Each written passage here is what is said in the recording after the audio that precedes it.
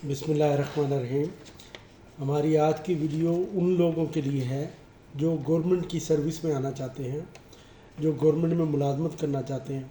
ان کے بارے میں نے کہا کہ بیسک جو گائیڈ لائن ہے وہ بنانی چاہیے، کیونکہ اکثر کو پتہ ہی نہیں ہے کہ آپ نے گورنمنٹ کی جاب اگر جوائن کرنی ہے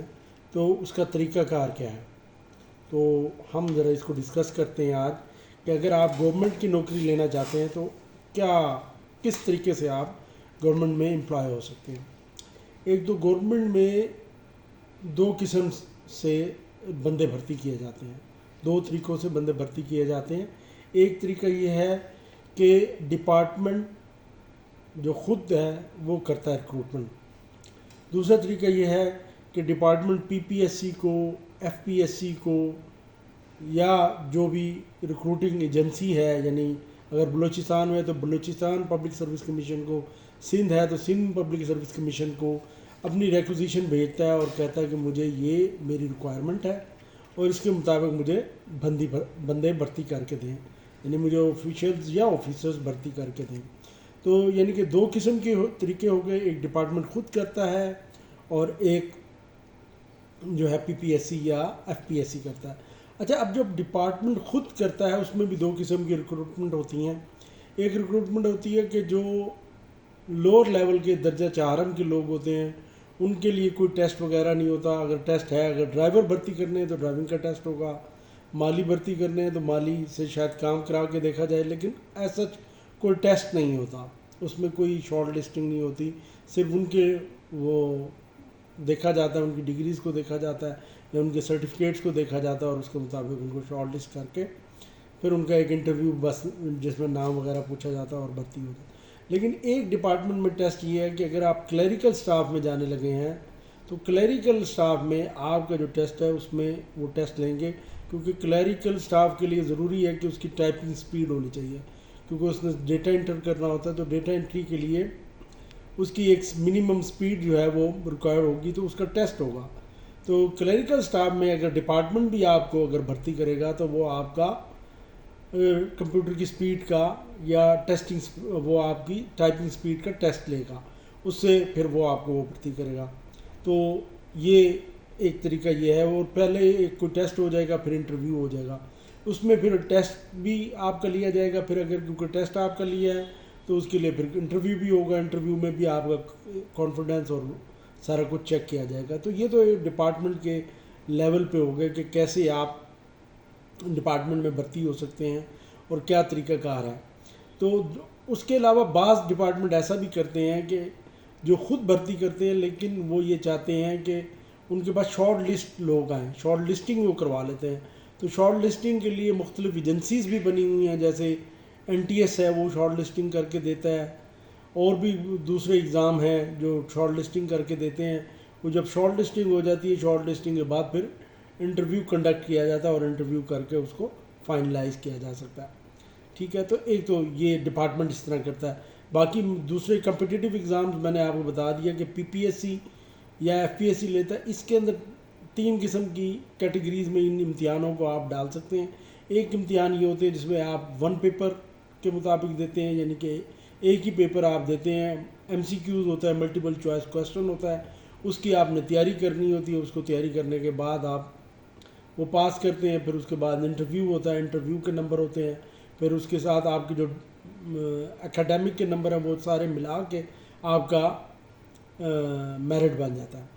دوسرا ہوتا ہے کہ ون پیپر کے علاوہ جو ہے پی ایم ایس ہو سکتا ہے، اگر آپ پروفیشنل مینجمنٹ سروسز میں جانا چاہتے ہیں، یا اس کو کمبائنڈ کمپٹیٹیو ایگزام بھی کہتے ہیں۔ اس میں نہ صرف پی ایم ایس سروس کے لوگ ہوتے ہیں، اس میں ای ٹی اوز بھی ہوتے ہیں، اس میں اسسٹنٹ ڈائریکٹر جو ہے فنانس لوکل فنڈ آڈٹ بھی ہوتے ہیں، اس میں کئی قسم کی کیٹیگریز، اس میں پہلے تحصیلدار بھی ہوتے تھے۔ اس کے علاوہ سی ایس ایس کے ایگزام ہے جو سینٹرل سروسز کے ایگزام ہے، جو کہ ایف پی ایس سی لیتا ہے، اور وہ اس کے بھی 12 ایگزام ہیں اور 12 ایگزامز کے بعد وہ اس میں ہوتا ہے۔ اب ایف پی ایس سی نے کام اور بھی کیا ہے کہ انہوں نے ایک ایگزام پہلے بھی کر دی ہے جس کو اسکریننگ ٹیسٹ کہتے ہیں، وہ بھی ون پیپر کی طرح کا ہی ایگزام ہے، ون پیپر کے پیٹرن پہ وہ ایگزام لیا جاتا ہے، اس میں 200 نمبر ہوتے ہیں۔ اس کے بعد جو ہے اس کو پاس کر دیتا ہے، وہ بہت ایزی ہوتا ہے، اکثر لوگ اس کو پاس ہو جاتے ہیں کہ وہ 33 نمبر والا پاس ہوتا ہے، تو وہ پاس جب ہو جاتے ہیں تو اس کے بعد ان کو وہ ریٹن ٹیسٹ دیتے ہیں، ریٹن ٹیسٹ دے کے پھر وہ انٹرویو ہوتا ہے، انٹرویو کے بعد پھر فائنل سلیکشن ہوتی ہے۔ تو اب یہ تو ہو گیا۔ اگر کوئی سینٹرل یعنی فیڈرل کے ڈپارٹمنٹس ہیں تو ایف پی ایس سی اس کا کنڈکٹ وہ اس کی ریکروٹمنٹ کرے گا، ان کو ان کی انڈکشن کرے گا۔ اور اگر وہ سروسز گروپس کے نہیں ہیں لوگ، ایف آئی اے میں مثلاً بھرتی ہونی ہے تو ایف آئی اے کے لیے علیحدہ ایگزام کنڈکٹ کرے گا ایف پی ایس سی۔ اور اس کے پہلے وہ ایک ایگزام ہوتا تھا ملٹیپل چوائس کویسچن اور پھر انٹرویو ہوتا تھا۔ آج کل انہوں نے کیا کیا ہے کہ پہلے ایک screening test type multiple choice question کر لیتے ہیں، اس کے بعد ریٹن ایگزام بھی لیتے ہیں، اور اس کے بعد فائنلی انٹرویو ہوتا ہے، سائیکولوجیکل ہوتا ہے اور پھر انٹرویو ہوتا ہے۔ تو اس طرح بھی کر کے وہ آپ کا ایگزام لے لیتے ہیں۔ اچھا، اب دو قسم کے لوگ گورنمنٹ میں بھرتی ہوتے ہیں۔ ایک لوگ وہ ہوتے ہیں جو پروفیشنلز ہوتے ہیں، یعنی کہ جنہوں نے مثلا کوئی انجینئرز ہوں گے، کوئی سائنٹسٹ ہوں گے، کوئی کیمسٹ ہوں گے، کوئی جو ہے کسی چیز کے ایکسپرٹ ہوں گے، یا مثلا آپ نے کوئی ٹیچرز رکھنے ہیں یا آپ نے کوئی لیکچرر رکھنے ہیں، تو وہ ایک خاص ان کا ڈومین ہوتا ہے، سبجیکٹ ہوتا ہے جس کے لیے وہ کرنا ہوتا ہے۔ تو اس صورت میں جو آپ کا ون پیپر ہوگا یا جو آپ کا ٹیسٹ ہوگا وہ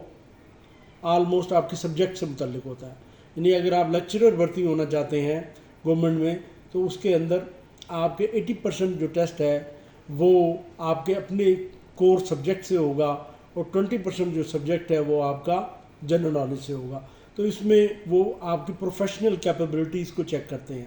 ٹھیک ہے۔ اور باقی جو دوسرے ایگزامز ہیں جس میں جنرل ایبلٹیز کے ٹیسٹ ہوتے ہیں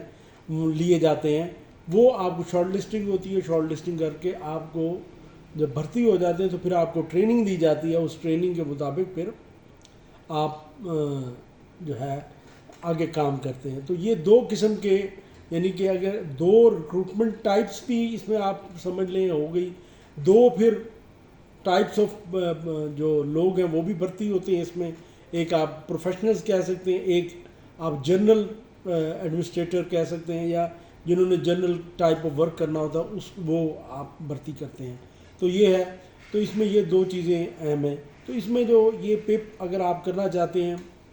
ہر سال بہت زیادہ سیٹس آتی رہتی ہیں، فیڈرل پبلک سروس کمیشن کی بھی آتی ہیں، پروونشل سروسز کی بھی آتی ہیں، یعنی پی پی ایس سیز کی بھی آتی ہیں۔ اس میں اگر آپ میں تھوڑی سی ایبلٹی